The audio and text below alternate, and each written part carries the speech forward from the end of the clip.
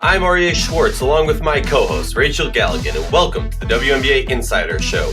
Each week, we cover different topics important to the W, using X's and O's along with key stats to bring honest and critical analysis. This is a fun episode, kind of an intro, a precursor, a teaser, if you will, into what we have been planning on doing for the WNBA offseason. Real quick, Rachel, say hi, and I'll give a little breakdown, and we'll get into it. Hello, everybody. Glad to be here. So Rachel and I have been talking about this for a very long time, also with Pat, and Pat's going to get in on this too, not on this episode, unable to be with us today, but essentially the WNBA season ends and all these players go overseas, start working their behinds off the rest of the year, the rest of the calendar year, so they get like a total of a month off.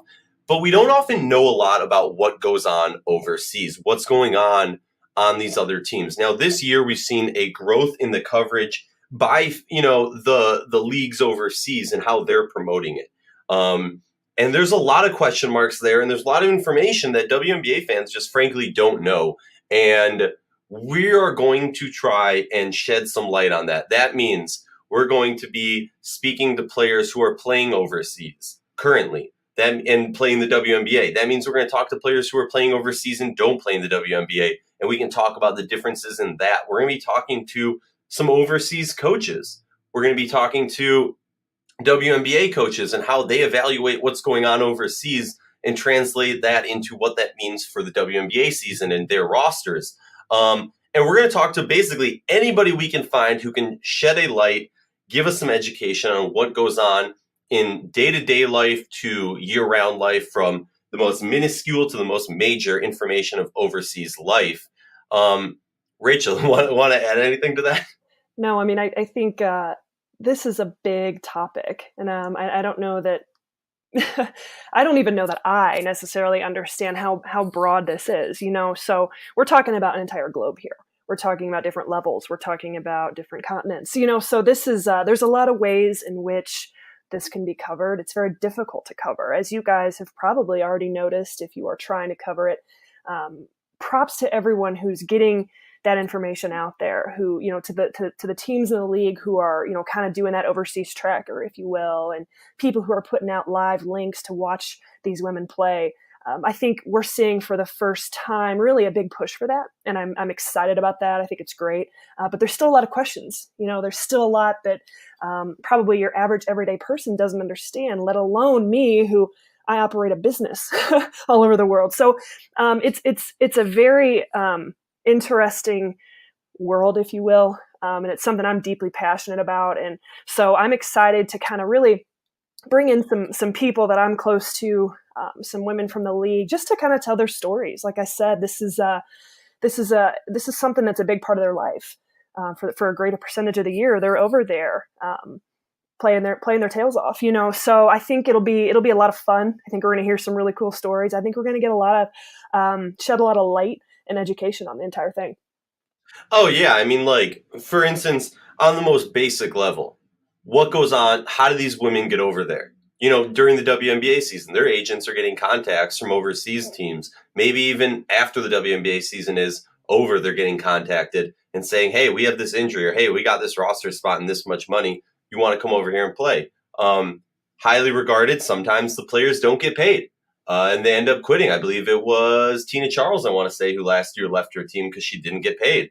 That is not an uncommon thing. Also, another interesting topic hopefully we'll be able to cover is overseas ball is not created equal. Australian basketball league is different than the Turkish league. The Russian leagues are different than the Spanish league. And it's interesting to know and to figure out just a little bit of, this league's a little bit more physical. This league's a little bit more fast and all these different things. And then the major leagues, it's more of, Rachel, am I right to say it's more of like a soccer-esque style overseas where they, you have teams that play in multiple different leagues? If you will, give or take. It's hard to, like I said, I think getting someone who could even explain that greater to us. I mean, if you're talking Euro League, and again, there's different leagues, just specifically we could break down. But yeah, it's a little bit confusing, and it's even confusing for me to sit here and try and look at it and say, well, what is this game? Is this just a friendly competition where they're just kind of a tune-up? Or now have we fully gotten into EuroLeague play? What does that mean in terms of playoff competition down the road? So you do see a lot of that. But I think that's a great question. One that we probably should ask a lot of different people on the show is just about the scheduling of it. What does that look like? You look at like a college season, you see college teams are playing a bunch of non-conference games. They can play anybody around the country. And then you get into that conference season. Well, what does that structure look like in comparison to some of these overseas leagues, some of these other leagues we see, across the globe? So again, we could talk recruiting, we could talk money, we could talk a lot of different areas with it. But honestly, I think that it's important to note that what you brought up originally was that there are specific countries that have the money, like for me, I played in Spain, and that sounds really, really cool. But Spain, in comparison to Russia or Turkey, they're not on the same playing field. It'd be like comparing, Division I basketball to like NAIA basketball, if you will. There's just not the funding. There's not the money.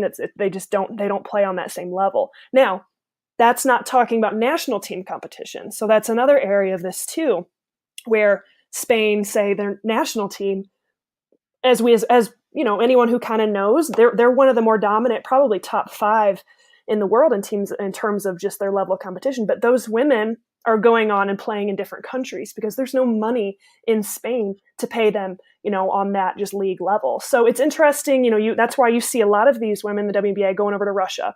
They're in Turkey. Those are 2 of the biggest. You see China. That's where the money is. That's where these big private owners, they're millionaires, billionaires, and they're investing in money that they can into this hobby, if you will. And they can pay these women, a great deal, which is why they go do it.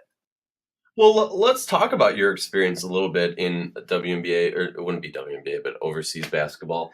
All right, let's start off with the most basic. Where did you live? I lived in Huelva, Spain, which is just south of Sevilla. So, sounds fancy. It took me I don't even know if I'm still pronouncing it right, to be honest with you. But honestly, I was far from Madrid. I was not near Barcelona. It was kind of more so on the coast near Portugal. So it was really pretty. It was really funny. We started doing our conditioning, which again, I played lower to mid-level Division I basketball. I was never going to be good enough to play in the WNBA. But I was good enough to go play overseas.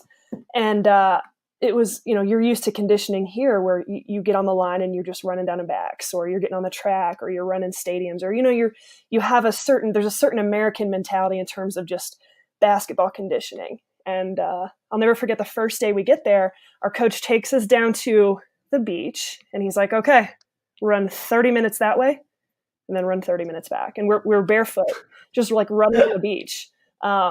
And I'm a 6'2" center. I'm by no means setting the world on fire in terms of, my ability to run fast or anything. But I take off. Rachel, I know that's like how you ID'd your height when you were going up against competition. You can be honest now. You're like 6'5". Come on. I'm not 6'5".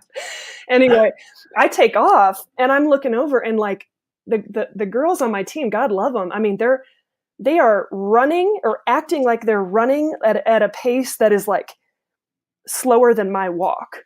And so it was like they were pumping their arms, but just slow walking. Like a power walk? Not even a power walk. And I'm like, this is running? Is this conditioning for you? And I remember thinking to myself, what?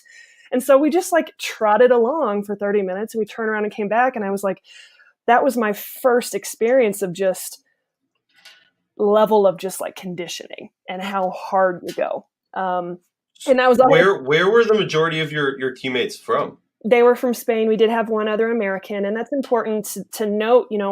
We talk about the WNBA players going overseas, but in the grand scheme of it, there are so many, probably an even larger percentage of former Division I players that go over there, and they're playing all over the world. Some of them that are not in the WNBA. So their only option is to go over there. Maybe they're that fringe level, or maybe they're like me.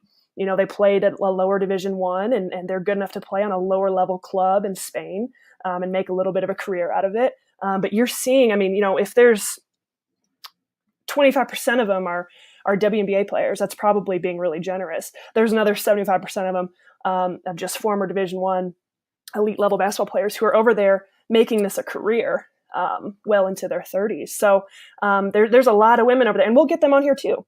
I know this is a WNBA podcast, but it's interesting just to hear these stories, because what we're trying to educate on is just what it's like for life over there. Oh, yeah. We're going to want to bring in, like former WNBA players, too, who can talk about what it used to be like. And this is another thing that's not as documented. We've heard a little bit about it if you really, keep your nose close to the info. But some of that money in overseas ball is drying up. And that's kind of like a strong arm of the CBA negotiations of like, there might be a little bit more job security to a certain extent for the 144 players of the WNBA than there is overseas, with some of that money drying up. But back to you, Rachel. So did you live in like a team housing, or how did that work? Well, you see a lot of times, you're provided housing, you're provided a car, you're provided a cell phone. These are all things that are negotiated within your contract. And again, I'm talking about just my basic level, that I was playing at. I was making 3,000 euros a month. So it's, that's not a lot of money in comparison to what's being thrown around out there. But for someone like me, for my first job, I'll take it. So no, I had an apartment with the other American. We lived with one other Spanish girl. I ended up never getting my car, which, was supposed to be my contract. So we would walk to practice. I genuinely felt like what's her face from Love and Basketball, run into the gym every day.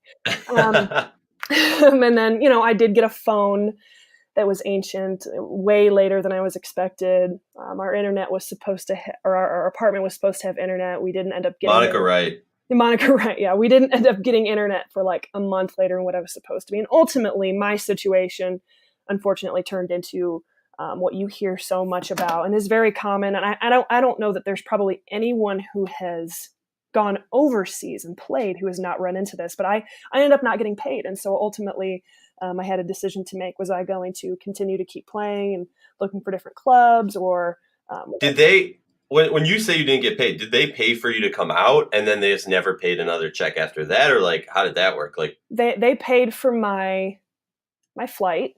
So they flew me out there. And again, I had a contract. All these things are written in there. They flew me out there. They gave me 100 euros when I first got there just to kind of get me started, which I blew immediately on food. And then for the rest of the time, I was living off just my own personal money, just kind of waiting for that money to come, if you will. And I was so ignorant and naive. You have a lot of people who've done it now. They'll say, "Hey, don't accept checks. Don't accept it this way. Don't accept it that way. Get cash." There's a lot of whatever. And so ultimately, it ended up turning into a situation where my contract was broken. They owed me a bunch of money because of. They just started kind of messing with me. Ultimately, they didn't want me anymore. I guess I suck. And so, you're off. If they were going to cut me, they were going to have to pay me a certain amount of money. And ultimately, they paid me in checks to break my contract. I took the checks. I ended up leaving at like 3 a.m. It was really shady. Some taxi driver came and picked me up and drove me to Portugal. It was really bizarre. And then I came back, and all the checks bounced, and it just turned into just this crazy learning experience for me as someone who at that time in my life, I didn't know anyone who had done that. I didn't know anyone who had gone over there. I was just going into it completely blind. And so, there's a lot of horror stories similar to that, but there's a lot of incredible stories too. The ability to go see the world. And it was never necessarily about the money for me. It was about the opportunity to see the world. It was about the opportunity to play on a different level. To say that I did it, to open my eyes to different cultures and things like that. And so I know there's an element of that that's exciting. And a lot of players do enjoy that part of it and seeing the world. But there's also parts of it where you do have the horror stories. You do have, some of these women playing in some of the really not ideal places and situations where sometimes their safety is a concern. So again, these are all topics we'll talk about. But, for me, I don't regret it one bit. Sometimes I think about, man, I wish I was still would have played a little longer. I wish I could have given it another shot, but I'll stick to the old women league right now and just kind of keep it in the half court. But yeah, I mean, thanks for letting me talk about it a little bit. That was a fun time in my life. And like I said, I think it's going to be great to hear a lot more stories as we continue on. Yeah, I agree. I mean, hey, you're going to be having some flashbacks as we start to get some conversations with these players.